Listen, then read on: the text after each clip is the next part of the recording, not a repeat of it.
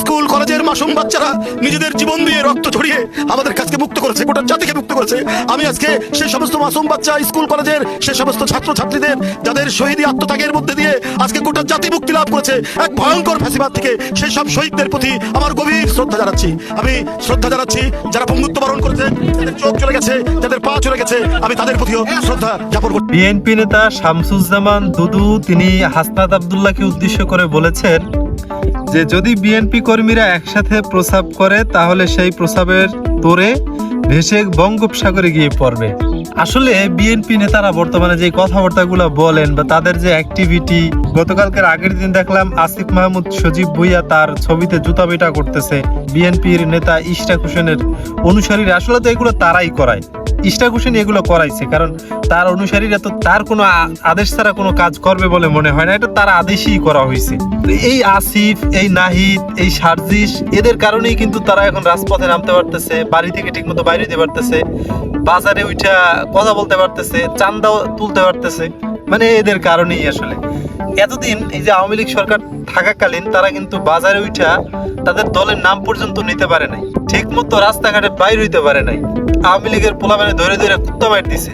এই হাসনাত, সার্জিস, এদের মতো পোলাপানরাই কিন্তু হাসিনা সরকারের কাছ থেকে স্বাধীনতা আইনা দিয়েছে তাদের জন্য। আসলে সব থেকে বেশি উপকার পাইছে কারা? এই যে বৈষম্য বিরোধী ছাত্র আন্দোলনে সব থেকে বেশি উপকার কারা পাইছে?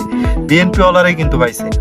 অথচ আপনারা দেখেন যে এই বিএনপির বর্তমান অ্যাক্টিভিটি কিন্তু এমন যে তারা অনেক কিছু করে ফেলাইতো, মানে তারা একেবারে শিশু করে দিলে বাইসা যাইতো।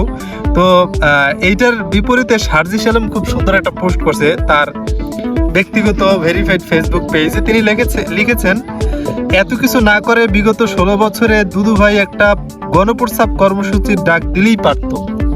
মানে খুব চমৎকার লাগছে সার্জিস আলমের এই পোস্টটা, যে তারা যদি প্রস্রাব করে দিলে সবাই বাইসে যাইতো, তাহলে আওয়ামী লীগরে প্রস্রাব করে বাইসে দিল, বাসাই দিল না কেন তারা?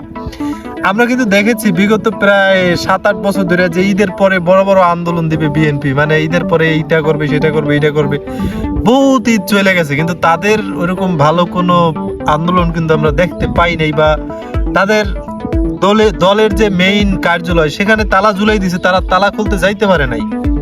তাদের মহাসচিবরে গ্রেফতার করছে, তারা কিচ্ছু করতে পারে নাই।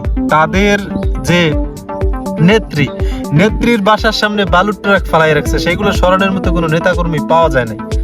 আর এখন এই যে ছেলেরা, বাচ্চা ছেলেরা, আসলে তারা হাসিনা সরকারকে এদেশ থেকে তারাইয়া একটা সুযোগ করে দিছে। এখন তাদের মাথায় তো কাঁঠাল ভাইয়া খাইতেছি, সাথে সাথে এখন মানে তাদের মাথার উপরে দাঁড়াইয়া উঁচু হওয়ারও চেষ্টা করতেছে। এখন তাদের নিয়ে যে ধরনের ভাষা ব্যবহার, তাদের ছবিতে জুতা পেটা করতেছে, তাদের দ্বারা আপনাদের যে উপকার হয়েছে এটা তো আপনারা মানে আপনাদের যে বিভিন্ন বড় বড় যেই নেতারা, আপনাদের নেতারা এই যে 5ই আগস্টের পরে স্বৈরাচারী শেখ হাসিনা পালানোর পরে কাইন্দা বলছে যে এই ছোট ছোট ছেলেরা জীবন দিছে, ছোট ছোট ছেলেরা আমাদেরকে রক্ষা করছে, ছোট ছোট ছেলেরা আমাদেরকে একেবারে মানে না হইলে আমাদের অবস্থা খারাপ ছিল, 16 বছর আমরা কিছুই করতে পারি নাই।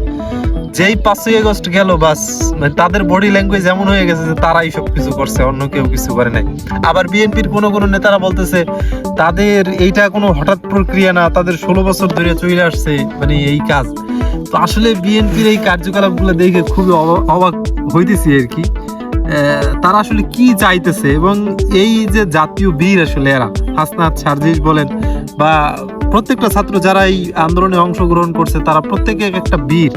তো এই বীরদের সাথে যে আপনারা বেইমানি করতেছেন, ক্ষমতা তো আপনারা নিশ্চিত যাইবেন, কিন্তু ক্ষমতায় কাদের জন্য পাইতেছেন এইটা একটু আশা করি মনে রাখা দরকার।